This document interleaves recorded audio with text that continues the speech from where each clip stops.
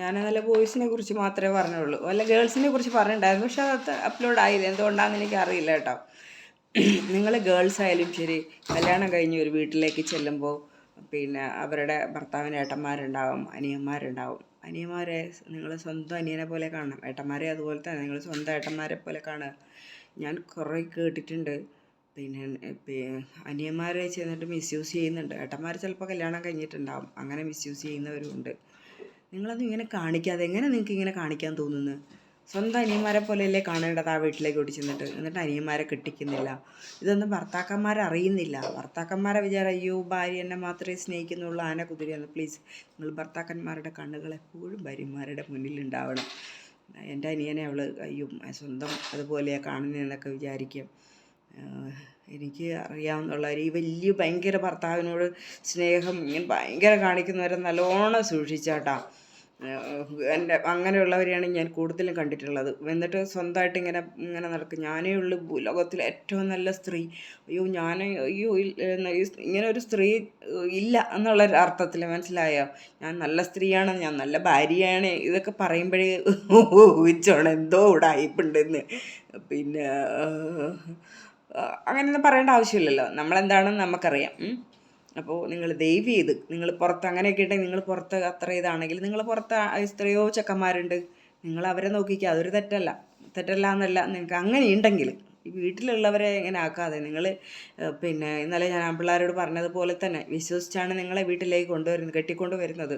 ആ ചെക്കനൊക്കെ അനിയന്മാരൊക്കെ വേറെ കെട്ടാണ്ട് പിടിച്ച് ഇവളുമാരിങ്ങനെ നിർത്തിയേക്കും. എന്തിനാണ് നിങ്ങൾ അവരെ ജീവിതം കൂടെ തകർക്കുന്നത്? ഈ ശാപമൊക്കെ നിങ്ങളുടെ മക്കൾക്കൊക്കെ വീഴും. നിങ്ങളത് അറിയാണ്ട് പോവുകയാണ്, മനസ്സിലായി? നമ്മൾ എന്ത് ചെയ്താലും ഇപ്പം കലിയുഗമാണ്. നമ്മൾ എന്ത് തെറ്റ് ചെയ്താലും ആ തെറ്റിൻ്റെ ഇത് നമ്മൾ ഈ ഭൂമിയിൽ നിന്ന് അനുഭവിച്ചിട്ടേ പോവുള്ളൂ, മനസ്സിലായോ? പിന്നെ അതുകൊണ്ടാണ് ഞാൻ പറയാം, നമ്മൾ ആരെ വേദനിപ്പിച്ചാലും ശരി, നമ്മൾ അറിഞ്ഞുകൊണ്ട് ഒരാളെ വേദനിപ്പിച്ചാൽ സോറി പറയാൻ മടിക്കേണ്ട ആവശ്യമില്ല. പിന്നെ നമ്മളെ വേദനിപ്പിച്ചാൽ തിരിച്ച് വാക്കുകൊണ്ടൊക്കെ നമുക്ക് പറയാം. പ്രവൃത്തി കൊണ്ട് നമ്മൾ ചെയ്യേണ്ട ആവശ്യമില്ല. പ്രവൃത്തി കൊണ്ട് അത് ദൈവം ചെയ്തോളും. തോന്നും ഇപ്പം എനിക്കായാലും എന്നെ വേദനിപ്പിച്ച് കഴിഞ്ഞാൽ ഒരൊറ്റ അടി കൊടുക്കാനൊക്കെ എനിക്ക് തോന്നും. പിന്നെ കൺട്രോൾ ഇങ്ങനെ പിടിച്ച് നിൽക്കും, മനസ്സിലായോ? നമ്മൾ ആ ഒരു അടി കൊടുക്കുമ്പോൾ കൊടുത്തിട്ടില്ല എന്നല്ല, കൊടുത്തിട്ടൊക്കെ ഉണ്ട് കേട്ടോ. അതിനേക്കാൾ 100 ഇരട്ടി ദൈവം കൊടുത്തിരിക്കും. കൊടുക്കാണ്ടിരിക്കാൻ പരമാവധി ശ്രമിക്കുക.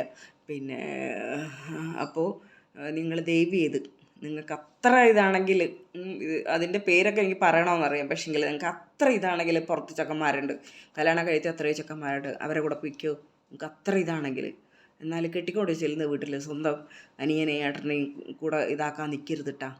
ആ ചെക്കന്മാരെ കെട്ടിക്കാൻ നോക്കും. ഞങ്ങളെ കുടുംബത്തിൽ ഒരൊറ്റ ചെക്കനെ ഇനി പെണ്ണ് കെട്ടാനുള്ളൂ, ബാക്കി എല്ലാവരും കല്യാണം കഴിഞ്ഞിട്ടുണ്ട്, മനസ്സിലായോ? നമ്മളൊക്കെ ചെന്നിട്ട് നമ്മളാണ് നിർബന്ധിച്ച് അവരെ കൊണ്ട് കെട്ടിക്കുന്നതും പിടിക്കുന്നതും എല്ലാം, മനസ്സിലായോ? പിന്നെ കെട്ടടാ എന്ന് പറഞ്ഞിട്ട് നമ്മളവരെ പെൺപിള്ളേരെ കാണിച്ചു കൊടുക്കല. ഈ ഇടയ്ക്കും എൻ്റെ ഒരു ബ്രദറുണ്ട്, ഞാൻ പറയടാ നീ കെട്ട് എന്ന് പറഞ്ഞിട്ട് നിർബന്ധിച്ച് പെണ്ണിനെ നോക്കി അതിങ്ങനെ ഫോളോ ചെയ്തുകൊണ്ടേ ഇരിക്കുന്നുണ്ട്. അവൻ മാത്രമേ ഇനി കെട്ടാനുള്ളൂ, ബാക്കിയെല്ലാം നമ്മളെ കുടുംബത്തിലെ ചെക്കന്മാർ കെട്ടിയിട്ടുണ്ട്. അങ്ങനെ എൻ്റെ കുടുംബമായിട്ട് പറയുന്നില്ല, അങ്ങനെ മിക്ക കുടുംബങ്ങളിലും ഉണ്ട്. ചില ടീമുകൾ, ഞാൻ എല്ലാവരെയും പറയുന്നില്ല കേട്ടോ, ചില ടീമുകൾ ഇമ്മാതിരി വൃത്തികേടുകൾ ചെയ്യുന്നുണ്ട്. ഭർത്താവ് അറിയുന്നില്ല, ഭർത്താവിൻ്റെ വിചാരം അയ്യോ ഭർത്താവിനെ പെണ്ണ് പോലെ സ്നേഹിക്കുന്ന എൻ്റെ ഭാര്യ, അയ്യോ അങ്ങനെയൊന്നുമില്ല അനിയന്മാരോടൊക്കെ എന്നായിരിക്കണം ചിന്ത. ദയവ് ചെയ്ത് നിങ്ങൾ ഭർത്താവ് അങ്ങനെ കണ്ണടച്ച് വിശ്വസിക്കേണ്ട, മനസ്സിലായോ? അപ്പോൾ നിങ്ങൾ പെണ്ണുങ്ങളെ അടിച്ചാക്ഷേപിക്കുന്നത് ഒന്നുമല്ല. എപ്പോഴും ഭാര്യേൻ്റെ അടുത്തും ഒരു കണ്ണുണ്ടാവുന്നത് നല്ലത് തന്നെയായിരിക്കും. നിങ്ങൾ വിചാരിക്കും പുറത്ത് ആണുങ്ങളോട് ഉണ്ടോ എന്ന് ചെക്ക് ചെയ്തുകൊണ്ടിരിക്കാം, പക്ഷേ അകത്തായിരിക്കാം എവരി കളികളൊക്കെ കളിക്കുന്നത്. നിങ്ങൾ അത്ര ഇതാണ്, നിങ്ങൾ പുറത്ത് ആൺപിള്ളേർ കല്യാണം കഴിക്കാണ്ടൊക്കെ എത്രയോ ആൺപിള്ളേർ നടക്കുന്നുണ്ട്. നിങ്ങൾ പോട്. എന്തിനാ ഈ ഭർത്താവിൻ്റെ അനിയനെയൊക്കെ നമ്മൾ സ്വന്തം കൂടപ്പിറപ്പിനെ പോലെ കാണേണ്ടത്, മനസ്സിലായോ? നിങ്ങളെ മക്കളുടെ ചെറിയച്ഛനൊക്കെ അല്ലേ, പിന്നെ ആപ്പനല്ലേ? അപ്പോൾ എന്തിനാണ് അങ്ങനെയൊക്കെ നിങ്ങൾ കാണുന്നത്? എങ്ങനെ നിങ്ങൾക്ക് കാണാൻ അങ്ങനെ തോന്നുന്നു? നമ്മൾ മൃഗങ്ങളല്ലല്ലോ, നമ്മൾ മനുഷ്യരല്ലേ, മനുഷ്യരായിട്ടല്ലേ ഈ ഭൂമിയിലേക്ക് നമ്മൾ പറഞ്ഞേക്കുന്നത്. നിങ്ങൾക്ക് ഇനി അങ്ങനെ ഉണ്ടെങ്കിൽ എന്നാൽ അനിയനേട്ടന്മാരെയൊക്കെ നിങ്ങൾ കൂടെ കെട്ടിക്കോ, 3 കൂടെ കെട്ടിക്കോ. അത്ര തൻ്റെ ഇടണ്ടെങ്കിൽ ഭർത്താവിനോട് പറയുക എനിക്ക് എന്നാൽ പിന്നെ നിങ്ങൾ ഏട്ടനെ അനിയും കൂടെ കെട്ടിത്താന്ന് പറയുക, എന്നാൽ പിന്നെ ഓക്കെ. എന്നിട്ട് അവരെ കല്യാണം കഴിപ്പിക്കൂല. നിങ്ങൾക്ക് എന്തുകൊണ്ട് എഫേർട്ട് എടുത്ത് കല്യാണം കഴിപ്പിക്കാൻ എന്തുകൊണ്ട് നിങ്ങൾ റിസ്ക് എടുക്കുന്നില്ല? അപ്പം നിങ്ങളുടെ ഉദ്ദേശം എന്താണ്? ഒരു വീട്ടിലേക്ക് ചെല്ലുമ്പോൾ നിങ്ങൾക്കറിയാമെന്നുള്ള ഒരുപാട് ഫ്രണ്ട്സിനെ ഉണ്ടാവില്ലേ? നിങ്ങളൊരു വീട്ടിൽ ചെല്ലുമ്പോൾ അവിടെ അനിയനൊക്കെ പെണ്ണ് കെട്ടാണ്ടിരിക്കണമെങ്കിൽ തീർച്ചയായിട്ടും നിങ്ങളുടെ കെയർ ഓഫിൽ ഇഷ്ടം പോലെ പെൺപിള്ളേരുണ്ടാവും. നമ്മളെ കൊണ്ട് സാധിക്കാത്ത ഒന്നുമില്ല. നിങ്ങൾ എന്തുകൊണ്ട് അതിന് എഫേർട്ട് എടുക്കുന്നില്ല? അപ്പം നിങ്ങൾക്ക് അനിയനെ കെട്ടിക്കണമെന്ന് താല്പര്യമില്ല. കാരണം അനിയനെ കെട്ടിച്ച് കഴിഞ്ഞാൽ അനിയൻ്റെ സ്വത്ത് കൈ കിട്ടാണ്ടിരിക്കും. അനിയൻ്റെ പിന്നെ എന്താ പറയാനായിട്ട്, അനിയൻ്റെ സ്നേഹം നിങ്ങളുടെ മക്കൾക്ക് മാത്രമേ കിട്ടുള്ളൂ. ഭയങ്കര പൊസസീവ്നെസ് നിങ്ങൾക്ക് കിട്ടാണ്ട് പോവും എന്നൊക്കെയുള്ള ചിന്ത കൊണ്ടാണ് നിങ്ങൾ ഈ കളി കളിക്കുന്നത്. പിന്നെ ഈ കഞ്ചാവും കള്ളും ഒക്കെ കുടിച്ച് കിടക്കുന്ന ചെക്കനെയൊന്നും കെട്ടിക്കണമെന്ന് ഞാൻ പറയില്ല. നമ്മളാരും അങ്ങനെ എഫേർട്ട് എടുക്കല്ല. നിങ്ങൾ ഒരു കള്ളും കുടിച്ച് കിടക്കുന്ന അനിയനൊക്കെ ആണെങ്കിൽ, കള്ളല്ല, കള്ളിപ്പോൾ എല്ലാവരും കുടിക്കുന്ന കാര്യമാണ്. നമ്മളെ സർക്കാർ അത് ലീഗലി ഇറക്കുന്ന കാര്യമാണ്. കള്ളും കുടിച്ച് അടിയും പിടിച്ച് അല്ല കഞ്ചാവൊക്കെ അടിച്ച് കിടക്കുന്ന ചെക്കനെ നിങ്ങൾ നോക്കരുതെന്നേ ഞാനും പറയുള്ളൂ. അത് അവൻ വേണമെങ്കിൽ കണ്ടുപിടിച്ചോട്ടെ. പക്ഷെ ദയവ് ചെയ്ത് ഇങ്ങനെ കാണിക്കുന്നവരോട്, ഭർത്താവിൻ്റെ അനിയന്മാരോടൊക്കെ പിന്നെ ഇങ്ങനെ വെറുതെ വേണ്ടാത്തൊരു റിലേഷൻ വെക്കാണ്ടിരിക്കുക. നിങ്ങൾ ദയവ് ചെയ്ത് ഇതെങ്കിലും കേട്ടിട്ട് ഇതുവരെയും കാണിച്ചത് നിങ്ങൾ ദൈവത്തിനോട് പറഞ്ഞ് അത് സോറി പറഞ്ഞ് ദൈവത്തിനെ 100 തവണ നിങ്ങൾ ചെന്ന് ദൈവത്തിനെ വിട്ട് ദൈവത്തിൻ്റെ അടുത്ത് പോയി മാപ്പ് പറയും. എന്നിട്ട് അനിയനെയും പറഞ്ഞ് മനസ്സിലാക്കണം. നിങ്ങളെന്നിട്ട് തീർച്ചയായിട്ടും സെപ്പറേറ്റ് ഒരു വീടെടുത്ത് പോകും, എന്തെങ്കിലും ചെയ്യും. അതായിരിക്കാം നിങ്ങൾക്ക് ഏറ്റവും നല്ലത്. ഇല്ലെങ്കിൽ സത്യമായിട്ടും അതെ കർമ്മ എന്നുള്ളൊരു സംഭവമുണ്ട്. നിങ്ങളതൊക്കെ അനുഭവിച്ച് ചെയ്ത് ഇവിടെ നിന്ന് അങ്ങോട്ട് പോവുള്ളൂ എന്ന് മനസ്സിലാക്കണം.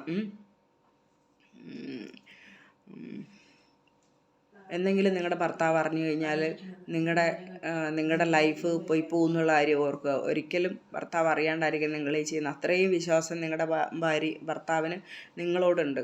അതുകൊണ്ടാണ് നിങ്ങളെ കണ്ണടച്ച് അങ്ങനെ വിശ്വസിക്കുന്നത്. പിന്നെ ചിലർ ഭർത്താവ് ഭാര്യയ്ക്കൊന്നും കൊടുക്കുന്നില്ല, അതുകൊണ്ടായിരിക്കും. ചിലപ്പോൾ ഭർത്താവിൻ്റെ അനിയനോടൊക്കെ ചെയ്ത് നിങ്ങൾ പുറത്ത്, അങ്ങനെയാണെങ്കിൽ നിങ്ങൾ പുറത്ത് നോക്ക്. പുറത്ത് എത്രയോ ചെക്കന്മാരുണ്ട്, എത്ര ചെക്കന്മാരുണ്ട്. നിങ്ങളത് നോക്കിക്കോ. എന്നാലും അനിയനെ അങ്ങനെയൊന്നും കാണരുത്. നിങ്ങൾ വിചാരിതാകുമ്പോൾ ആരും അറിയില്ലല്ലോ എന്ന്. അറിയില്ലായിരിക്കാം, പക്ഷെങ്കിൽ കാണുന്ന ദൈവം എന്നുള്ളതുണ്ട്. നമ്മളൊരു കുടുംബത്തിലേക്ക് ചെല്ലുമ്പോൾ അത് നമ്മുടെ കുടുംബമായിട്ട് നമ്മൾ അക്സെപ്റ്റ് ചെയ്തേ പറ്റുള്ളൂ. ഒരുപാട് പിള്ളേർ പുറത്ത് കല്യാണം കഴിക്കാണ്ട് ചെക്കന്മാരുണ്ട്. നിങ്ങൾ അവരാരെങ്കിലും നോക്ക്. അതിന് ഞാൻ ഇതൊന്നും പറയുന്നില്ല. ഇനിയിപ്പോൾ ഭർത്താക്കന്മാരെൻ്റെ പേരിൽ കലിതുള്ളാൻ വരണ്ട. കാരണം നിങ്ങൾ പിന്നെ സ്വന്തം ഭാര്യേൻ്റെ ഇഷ്ടങ്ങളൊന്നും നിങ്ങൾ നോക്കില്ല. എൻ്റെ ഭാര്യയ്ക്ക് ഒരു കുറവുണ്ടോ, അല്ലെങ്കിൽ എൻ്റെ ഭാര്യയോട് നിങ്ങൾ തുറന്ന് ചോദിക്കുക. എടി നിനക്കെന്തെങ്കിലും കുറവ് ഞാൻ വരുത്തുന്നുണ്ടോ, നിനക്കെന്തെങ്കിലും ചെയ്യാനുണ്ടോ, പിന്നെ നീ സെക്ഷുവലി സാറ്റിസ്ഫൈഡ് ആണോ? ഇതെന്തുകൊണ്ട് നിങ്ങൾ ചോദിക്കുന്നില്ല? നിങ്ങൾ പിന്നെ ഫേസ്ബുക്കിലും വാട്സപ്പിലും അല്ല ഇൻസ്റ്റയിലൊക്കെ ഇരുന്നിട്ട് ബാക്കിയുള്ള പെണ്ണുങ്ങളോട് ചോദിക്കും, നിങ്ങൾ സുഖമാണോ, നിങ്ങൾക്ക് എങ്ങനെയുണ്ട്, നിങ്ങൾ ലൈഫിൽ ഹാപ്പിയാണോ, കുളിച്ചോ നനച്ചോ എന്നൊക്കെ ചോദിക്കുമല്ലോ. ചോദിക്കാത്ത കെട്ടിയന്മാരുണ്ടാവാം, ഓക്കെ. പിന്നെ നിങ്ങൾ ഈ ഒരു കാര്യം നിങ്ങൾ വീക്കിലെങ്കിലും നിങ്ങളുടെ ഭാര്യനോട് ചോദിക്കേണ്ടത് അത്യാവശ്യം തന്നെയാണ്. ഭാര്യ അതേ ഭർത്താവിനോട് ചോദിക്കാം, ഭർത്താവ് അതേ ഭാര്യനോട് ചോദിക്കാം. ഇതൊക്കെ ചോദിക്കേണ്ടത് കടമ തന്നെയാണ്. എന്തുകൊണ്ട് ചോദിക്കുന്നില്ല? ഇതൊക്കെ എന്തിനാ ചോദിക്കാൻ മടിക്കുന്നത്? ഇതിനൊക്കെയല്ലേ കല്യാണം കഴിക്കുന്നത്. അല്ലാണ്ട് വെറുതെ വീട്ടിൽ കൊണ്ട് മറ്റേ ഷോക്കേസിൽ വെക്കാനല്ലേ. അപ്പം നിങ്ങൾ രണ്ടാളും കെട്ടണ്ട. ഇതൊക്കെ അറിവില്ലായ്മ കൊണ്ടാണ് ചോദിക്കാത്തത്. കുറച്ച് അറിവ് വേണം നിങ്ങൾക്ക് എല്ലാവർക്കും അറിവ് വേണം. അപ്പോൾ എന്നോട് നീ പറഞ്ഞു തരാൻ നിങ്ങൾക്ക് ആളില്ലാഞ്ഞിട്ടാണ് ഞാൻ പറയുന്നത്. നമ്മുടെ സർക്കാർ പറ്റുമെങ്കിൽ ഒരു മന്ത്ലി ഈ അംഗനവാടികളിൽ പിന്നെ ക്ലബ്ബുകളിൽ ഒക്കെ ഫാമിലിക്ക് ഒരു ക്ലാസ് കൊടുക്കണമെന്നാണ്. ഇതൊക്കെ പറയണം. നിങ്ങൾ ഡോക്ടേഴ്സിൻ്റെ അടുത്ത് വന്നാൽ അവർ ചോദിക്കും, മനസ്സിലായി? അവർ പറയുന്നത് കേട്ടാണ്ടല്ലോ നിങ്ങൾ അന്തിച്ചു പോവും. ഇതൊന്നും നാണിക്കേണ്ട കാര്യങ്ങളല്ല. ഇതൊരിക്കലും നാണിക്കേണ്ട കാര്യങ്ങളല്ല. ഇത് ലൈഫിൽ നടക്കേണ്ട കാര്യങ്ങൾ തന്നെയാണ്. അങ്ങോട്ടും ഇങ്ങോട്ടും ചോദിക്കണം ഇതെല്ലാം. നീ സാറ്റിസ്ഫൈഡ് ആണോ? ഭാര്യനോട് ചോദിക്കാം, എടി പിന്നെ ഭർത്താവിനോട് ചോദിക്കാം, ചേട്ടാ നിങ്ങൾ സാറ്റിസ്ഫൈഡ് ആണോ? ഇതൊക്കെ നിങ്ങൾ ചോദിച്ചേ പറ്റുള്ളൂ. ഇതിൻ്റെയൊക്കെ കുറവ് വരുമ്പം അവർ വേറെ തേടിപ്പോവും, മനസ്സിലായോ? ഭാര്യനെയൊക്കെ വെറുതെ കൊണ്ടുവച്ചിട്ട് മൈൻഡ് പോലും ചെയ്യാത്ത ഭർത്താക്കന്മാരുണ്ട്. എന്നിട്ട് അവർ കണ്ട പെണ്ണുങ്ങളുടെ അടുത്ത് പോവും. അതുപോലെ ഭർത്താവിനെയും കൊണ്ടുവച്ചിട്ട് പിന്നെ ഭർത്താവിനെയും കൊണ്ടുവച്ചിട്ട് ഭർത്താവ് മൈൻഡാക്കാണ്ടിരിക്കുമ്പോൾ ഭാര്യമാർ വേറെ വഴിക്ക് പോവും. അത് ആരുടെ തെറ്റാണ്? നിങ്ങളുടെയൊക്കെ തെറ്റുകൾ കൊണ്ട് തന്നെയാണ് അതൊക്കെ സംഭവിക്കുന്നത്. അപ്പോൾ ഇനി കുറച്ച് കഴിഞ്ഞിട്ട് വരാം കേട്ടോ.